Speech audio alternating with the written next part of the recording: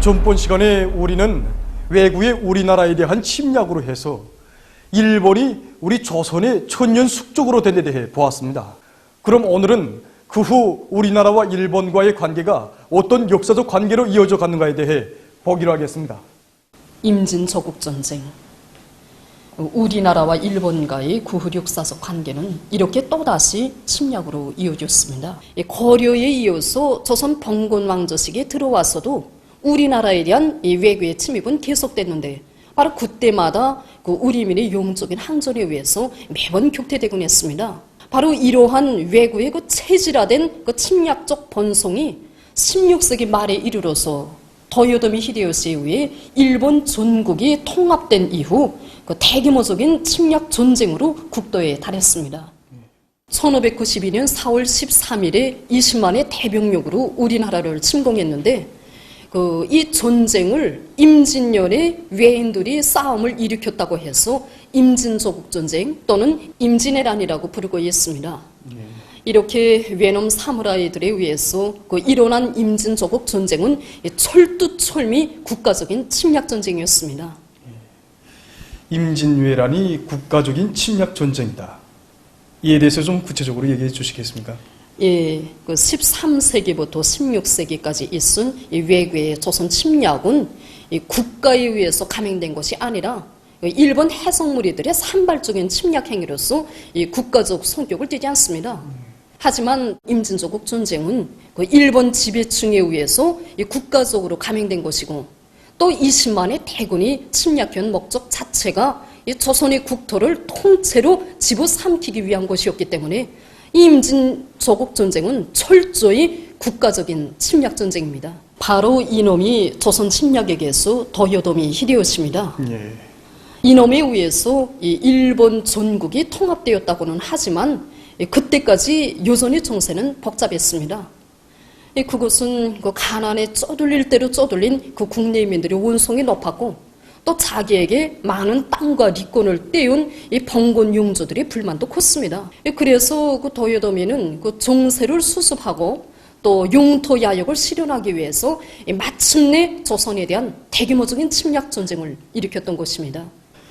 강사 동지의 얘기를 들으니까 그 예술 영화 임진왜란의 그 화면들이 떠오릅니다. 이 임진조국 전쟁은 우리 민족을 멸살시키기 위한 대살육전이었습니다. 그것은 전쟁이 개시되자마자 첫 공격이었던 이 부산성에서의 만행을 통해 잘 알 수 있습니다. 이 그림이 당시 그 부산성인데 부산성은 높이가 약 2.5m, 둘레가 337m 정도의 그리 크지 않은 성으로서 약 1,800여 명의 군사들이 성을 지키고 있었습니다. 바로 여기에 놈들이 2만의 대병력을 들이밀었던 것입니다. 예, 1,800명 대 2만이면 용량상 엄청난 차이가 아닙니까? 네, 어찌고 용량상으로만 엄청난 것이었겠습니까? 당시 우리 군사들은 활로 무장했다면 외놈들은 저총으로 무장했습니다. 그러니 우리 군사들이 아무리 용감하게 싸웠다고 해도 활로 저총을 당할 수가 없었습니다. 당시 그 조선 군사들은 죽음을 각오하고 용감하게 싸우다가 끝내는 성과 운명을 같이 했습니다. 이때 무너진 성벽으로 물밀듯이 밀고 들어간 외놈들은 우리민들에 대한 대살육전을 감행했습니다. 그에 대해서는 역사 전문가 선생님의 이야기를 들어야 이해가 더 잘 될 것입니다. 바로 이 그림이 당시의 상황을 보여주는 부산진 순절도입니다. 순절이라고 할 때 그곳은 자기 목숨을 바쳐 애국적 절개를 지켰다는 의미입니다. 일본 침략자들이 남겼던 진중일기라는 책에는 이렇게 쓰여져 있습니다.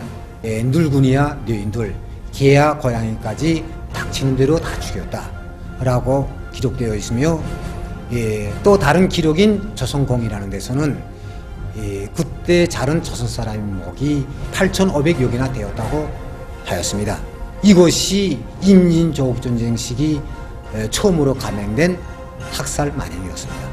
1592년 10월에 있은 그 1차 진주성 공격 때 외놈들이 3만의 대병력으로 불과 수천 명이 방어하고 있던 성을 점령하지 못하게 되자 이에 악에 바친 도요토미 히데요시가 진주성을 기어이 점령함으로써 성 안의 주민들을 모조리 죽이라는 이런 살인명령을 내렸습니다. 그리고 1593년 6월에는 12만 3천 명의 대병력으로서 무려 6만여 명이나 되는 이 주민들을 정말 남녀로서 가리지 않고 닥치는 대로 학살했고, 살아남은 사람들조차 창고 아래 밀어놓고 불태워 학살했습니다. 그 소식을 듣고 국왕은 이렇게 말했다고 합니다. 외족은 바로 세상에 다시 없는 특별한 족속으로서 그 번성은 교활하고 흉악하며 변덕스럽고 간교하여 믿기 어렵다. 수길은 음흉하고 악독한 놈으로서 저희 임금을 죽였으며 죄 없는 이웃 나라를 침범하였으니 온 천하 사람들로서는 누구나가 다 응당 죽여야 할 자이다. 일본 침략자들이 얼마나 사람잡이 미쳐날뛰었는가 하는 것은 이 침략의 괴수 도요토미가 내렸던 이 코백의 명령을 통해서도 잘 알 수 있습니다. 사람마다 귀는 둘이 있어도 코는 하나이니 너희들은 마땅히 조선 사람의 코를 베어 수급을 대신하라. 이 명령을 도요토미가 1597년 6월 제차 침입 때 내렸습니다. 다시 말하면 사람의 머리는 무겁고 귀가 두 개이기 때문에 계산하기 어려우므로 사람에게 하나씩밖에 없는 코를 베어라, 이것이었습니다.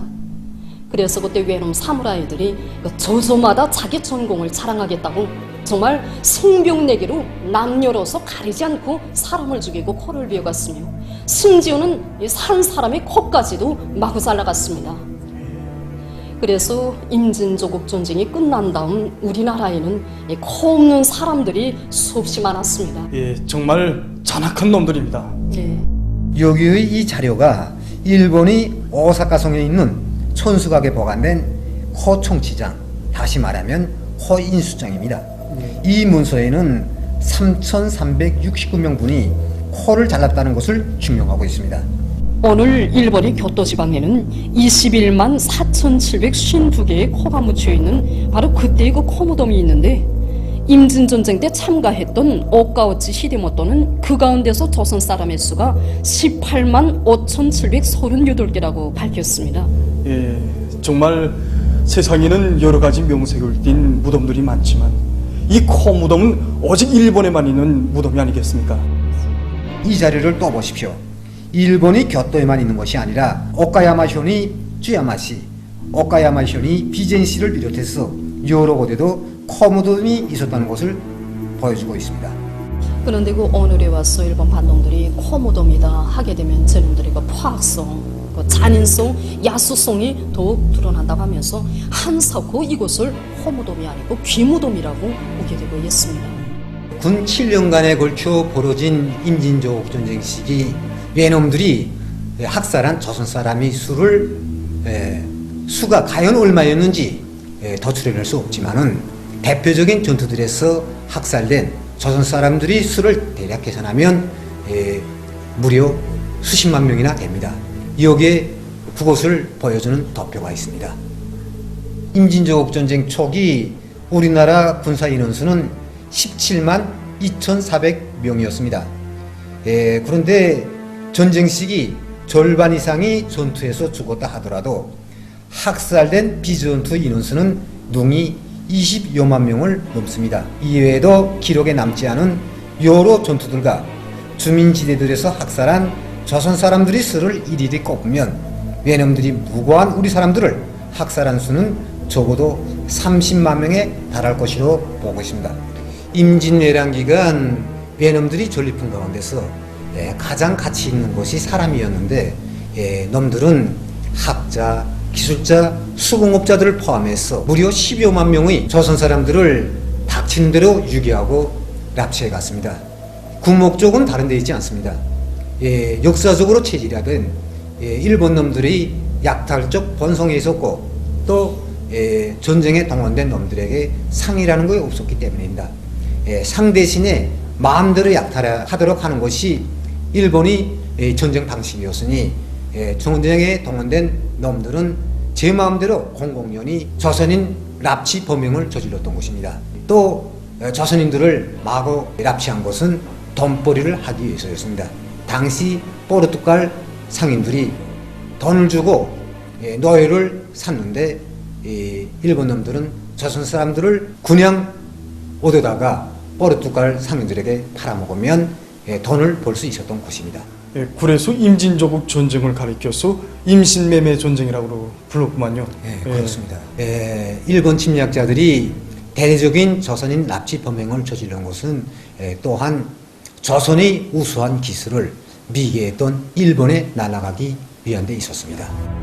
일본에서 국보급으로 일러오는 도자기들인 아리다야끼, 사츠바야끼 등은 임진왜란 시기 조선에서 납치해간 도자기 공들에 의해서 빚어진 것입니다. 당시 일본에서 차가 유행되면서 일반 무장에 이르기까지 자기에 대한 수요가 높았습니다. 그런데 당시 일본에는 이러한 제품이 없었고 또 유치해서 조선이나 명나라에서 수입하곤 하였습니다. 특히 고려자기를 징계한 것으로 소중히 여긴 데로부터 임진왜란 기간 우수한 도자기 공들을 닥치는 대로 납치해 갔던 것입니다. 임진왜란 시기 외놈들이 얼마나 많은 학자, 기술자들을 납치해 갔던지 전후에 인재 부족과 노력 고갈로 우리나라의 발전이 심히 옥죄당하였습니다. 임진왜란 시기 외놈들은 수많은 조선 여성들도 납치해서 전장터로 끌고 다니며 그리고 일본으로 끌고 가서 성봉사까지 강요했습니다. 그러니 일본의 성노예 범죄는 임진왜란 때부터 시작됐다고 해도 과언이 아니겠습니다. 예, 맞습니다. 여기에 각총의 무덤이라는 해설판 사진도 있는데 각총이라는 것은 임진왜란 시기 일본 놈들이 납치해갔던 미몽의 궁녀였습니다. 이렇게 일본이 여러 지역에 납치되어간 조선 여성들이 자치가 남아있어 일본 사무라이들이 납치 만행이 제많은 역사를 고발하고 있습니다. 일본 침략자들은 임진왜란 시기 우리나라에서 수많은 나어린 소년, 소녀들까지 마구 납치해서 일본으로 끌어갔습니다. 오따주리아 슈안이라는 것이 그 시기 일본이 납치돼간 우리나라 어린이들에게 일본 놈들이 붙여놓은 일본식 이름입니다. 일본 침략자들의 대량적인 조선인 납치 만행은 철저히 일본의 국가적인 조상 밑에 감행된 범죄 행위였습니다. 일본 침략자들은 수많은 우리나라의 그 귀중한 문화재들도 닥치는 대로 파괴하고 약탈해 갔습니다. 여기 보시는 이 그림이 당시 일본 침략군 정군 하가가 제놈들이 지른 불에 타던 왕궁이었던 경복궁을 형상한 그림입니다. 모란봉이 있는 부경무도, 승인전, 대덕문, 영광정, 개성의 송균관, 벽송의 서연소원 이렇게 각종 조선 문화 유적만이 아니라 일본 침략자들은 우리나라의 역사를 말살하기 위해서 조선봉건왕조실록과 고려사를 비롯해서 수많은 역사 서적들을 불태웠기 때문에 우리나라에서는 구후 역사연구에서 큰 장려를 받게 되었습니다.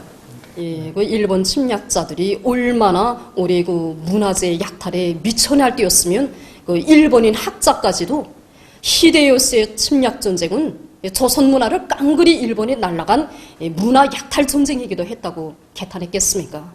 예. 하지만 임진왜란은 슬기롭고 용감한 우리밀의 결사적인 항전에 의해서 1598년 11월에 일본의 대참패로 끝났습니다. 역사에 이름을 남긴 리순신 장군, 이 세계 최초의 철갑선인 거북선을 만든 사람이 아닙니까? 리순신 장군은 바로 그 임진왜란 초시기부터 전쟁이 끝날 때까지 조선 함대를 이끌고 외놈들을 소멸하다가 전쟁이 거의 끝나갈 무렵인 1598년에 외놈들이 류탄에 맞아 희생됐습니다. 또 김웅서, 곽지우, 서산대사나 개우량 등이 바로 그 시기 애국명장 명인들이 아닙니까? 네, 그렇습니다. 이렇게 임진조국 전쟁은 일본의 대참패로 끝났어도 그 후과는 참으로 혹심했습니다.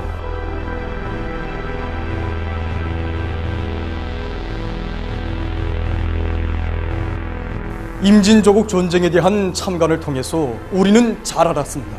임진조국 전쟁이야말로 단순히 전쟁이 아니라 우리 인민에 대한 대살육전, 우리 민족에 대한 대멸살전이었다는 것을. 정말이지 제놈들의 존재를 위해서는, 일본이라는 섬나라의 존립을 위해서는 우리 조선을, 우리 조선 민족을 멸살해야 한다는 것이 다름 아닌 일본 제국주의자들의 번성입니다. 이것은 오늘도 내일도 일본이 존재하는 한 영원히 변하지 않는다는 것을 똑똑히 깨달았습니다. 그럴수록 가슴에 새겨집니다. 일제는 우리와 하나하나를 이고 살 수 없는 천년 숙적이라는 것을 일제와는 반드시 피해 결산을 해야 하며, 우리 조선은 일본으로부터 일제가 우리 민족에게 끼친 이 모든 불행과 고통의 대가를 기어이 무조건 받아내야 한다는 천리를 다시금 굳게 새겨안게 됩니다. 그럼 그 후 우리나라와 일본과의 관계가 또 어떻게 이어져 갔는가에 대해서 다음 시간에 보기로 하겠습니다.